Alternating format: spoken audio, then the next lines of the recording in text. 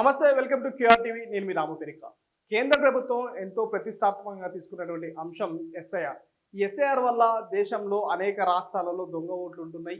ఈ దొంగ ఓట్లకు ఎలాంటి తావు లేకుండా ప్రతి ఒక్కరూ తన ఓటు హక్కు వినియోగించుకునేలా కేంద్ర ప్రభుత్వం ఎస్ఐఆర్ని అయితే తీసుకురావడం జరిగింది. దానికి సంబంధించి అనేక రాష్ట్రాలలో ఎస్ఐఆర్ని ముగించుకొని మన తెలంగాణలో కూడా ఎస్ఐఆర్ని ప్రారంభించి రాష్ట్రంలో ఇప్పటి వరకు ఎన్ని ఓట్లు నమోదైనాయి, ఎంత ఎన్యూమరేషన్ జరిగింది, ఎన్ని ఎన్యూమరేషన్ ఫారాలు ఇచ్చారు, రిటర్న్ ఎన్ని వచ్చినాయి, ఏం జరిగింది ఏంటి అనే అంశాల మీద, అసలు తెలంగాణలో ఎన్ని ఓట్లు ఉన్నాయి, ఎంతమంది ఓటర్స్ ఉన్నారు, ఎన్ని ఓట్లు ఇప్పుడు డిలీట్ కాబోతున్నాయి, ఎంతమంది తమ ఓటు హక్కును కోల్పోతున్నారు అని చెప్పేసి ఒకసారి పూర్తి డీటెయిల్స్ మనం చూస్తే తెలంగాణ రాష్ట్రంలో ప్రస్తుతానికి 78.14% డిజిటలైజేషన్ అయింది. 2.64 కోట్లకు చేరిన ఎన్యూమరేషన్ ఫారాలు. చివరి స్థాయిలో హైదరాబాద్. తెలంగాణ రాష్ట్ర వ్యాప్తంగా అత్యంత కీలకమైన ఓటర్ల ప్రత్యేక సమగ్ర సవరణ ప్రక్రియ. రాష్ట్రంలో అర్హులైన ప్రతి ఒక్క ఓటర్ నుంచి వివరాలు సేకరించేందుకు ఎన్నికల సంఘం అవకాశం కల్పించినప్పటికీ ఇప్పటి వరకు రాష్ట్ర వ్యాప్తంగా 78.14% మాత్రమే డిజిటలైజేషన్ పూర్తయింది. మనందరికీ తెలుసు, లాస్ట్ టైమే జూలైలోనే అయిపోవాలి, ఈ ఎస్ఐఆర్ గడువు జూలైలోనే అయిపోవాలి, కానీ ఇంకా అవ్వలేదు అని చెప్పేసి మళ్ళీ దాన్ని పొడిగింపడం కూడా, ఆ డేట్ను పొడిగించడం అంశం కూడా మనం చూసాం. పొడిగించినప్పటికీ కూడా పూర్తి స్థాయిలో 100కి 100% జరగలేదు, 78% మాత్రమే జరిగింది. అంటే ఇంకా 22% పెండింగ్లోనే ఉంది. మరి పెండింగ్లో ఉన్న దానికోసం మరి గడువు ఏమైనా పెంచుతారా, లేకపోతే ఏం చేస్తారు పరిస్థితి? మరి 22% ఓటర్ల పరిస్థితి ఏంది, అసలు ఎంత 22% అంటే ఎన్ని ఓటర్లు ఉన్నాయి ఏంటి అనేది కూడా ఒకసారి మనం చూస్తే, మన రాష్ట్రంలో తెలంగాణ రాష్ట్రంలో మొత్తంగా 3,38,26,448 ఓటర్లు ఉన్నారు. మళ్ళీ చెప్తున్నా, 3,38,26,448 మంది ఓటర్లు ఉండగా ఇప్పటి వరకు 2,64,30,494 మంది మాత్రమే తమ ఎన్యూమరేషన్ ఫారాలను సమర్పించినట్టు అధికారుల బృందం వివరాలు నమోదు చేసింది అనమాట.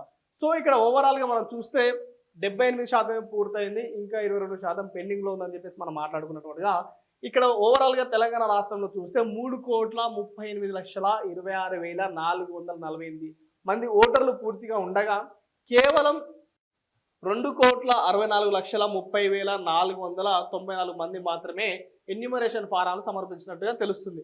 అంటే సుమారు ఇక్కడ 3,35,00,000, 2,26,00,000 అంటే సుమారుగా ఒక 70 నుంచి 75 లక్షల మంది మరి వాళ్ళు ఓటర్లు కోల్పోతున్నారా? ఇంకా వీళ్ళు ఎందుకు ఫామ్స్ ఇవ్వలేదు అంటే డబల్ ఫామ్స్ ఏమన్నా, డబల్ ఓటు ఉన్న వాళ్ళు ఇవ్వలేదా అంటే సుమారుగా తెలంగాణ రాష్ట్రంలో 75 లక్షల డబల్ ఓట్లు ఉన్నాయా? మరి 75 లక్షల మంది ఓట్లు కోల్పోతారా?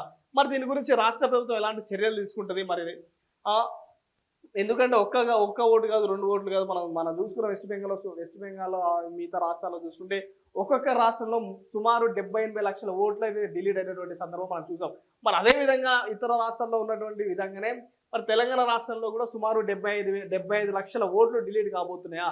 75 లక్షల మంది ఓటు హక్కు కోల్పోతున్నారా? మరి నిజంగా ఇవన్నీ దొంగ ఓట్ల, ఇవన్నీ పక్క రాష్ట్రాల నుంచో లేదా పక్క దేశాల నుంచో ఇక్కడ వచ్చి నివసిస్తున్నటువంటి వ్యక్తుల ఓట్ల? మరి ఇక్కడ వాళ్ళు ఓటు, ఈ 75 లక్షల మంది ఓట్లు ఇక్కడ తీసుకుంటారా?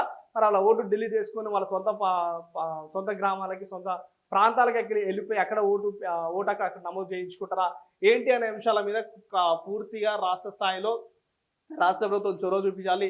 ఎందుకంటే సుమారు 75 లక్షల ఓట్లు ఉన్నాయి. మరి ఇలా ఓట్ల పరిస్థితి ఏంటి అనేది కూడా మనం ఒకసారి చూడాలి. ఒకసారి చూసుకుంటే నిజంగా చాలా నిర్లక్ష్యం వహిస్తున్నటువంటి అంశం మనం ఇక్కడ చూసుకోవచ్చు.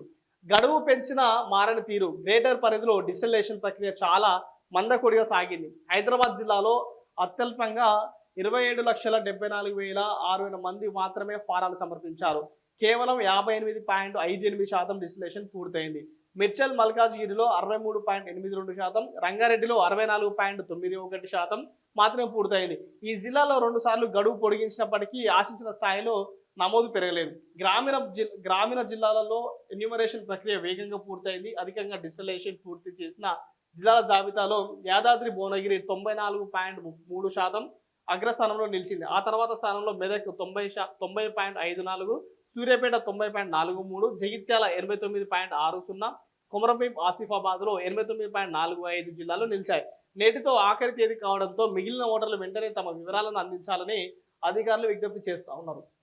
మరి నిజంగా గ్రామాల్లో, పల్లెటూళ్ళలో, జిల్లాల్లో అయితే మా 100% ఖచ్చితంగా అక్కడ వాళ్ళకి ఆ గ్రామాల్లో నివసించేటువంటి ప్రజలు కాబట్టి వాళ్ళకి ఖచ్చితంగా అక్కడ ఓటు హక్కు కావాలి కాబట్టి ఖచ్చితంగా వాళ్ళు దాన్ని సమర్పిస్తారు. అండ్ అక్కడ ఉన్నటువంటి బిఎల్ఓ కావచ్చు, కొంత గ్రామ పంచాయతీ సిబ్బంది, గ్రామ పంచాయతీకి సంబంధించినటువంటి జీపీఓ వీళ్ళు కూడా అండ్ అదేవిధంగా కొంతమంది ఫీల్డ్ అసిస్టెంట్ వీళ్ళందరికీ కూడా అక్కడ ఉన్నటువంటి ప్రక్రియ ఏర్పాటు చేసి ఖచ్చితంగా వాళ్ళందరూ ఊరు ఇల్లు తిరిగి ఈ ఫామ్స్ ఇవన్నీ సేకరిస్తూ ఏమైనా ఫామ్స్ రిసీవ్ చేసుకుంటున్నారు. కానీ హైదరాబాద్లో అలా ఉండదు.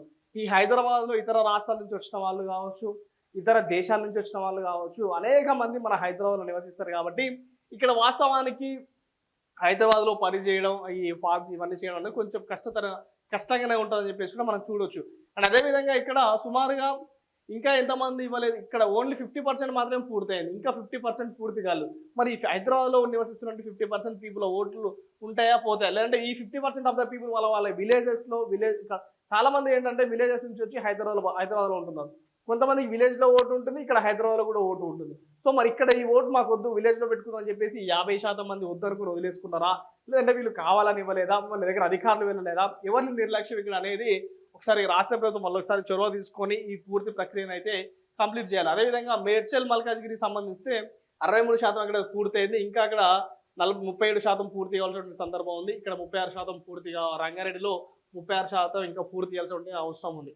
సో ఖచ్చితంగా ఇలాంటి ఇన్ఫర్మేషన్ కావచ్చు, నిజాన్ని కావచ్చు, అన్నిటిని మీ ముందుకు తీసుకొచ్చింది మన క్యూఆర్ టీవీ కాబట్టి ఖచ్చితంగా మన క్యూఆర్ టీవీని సబ్స్క్రైబ్ చేయండి, సపోర్ట్ చేయండి. Thank you.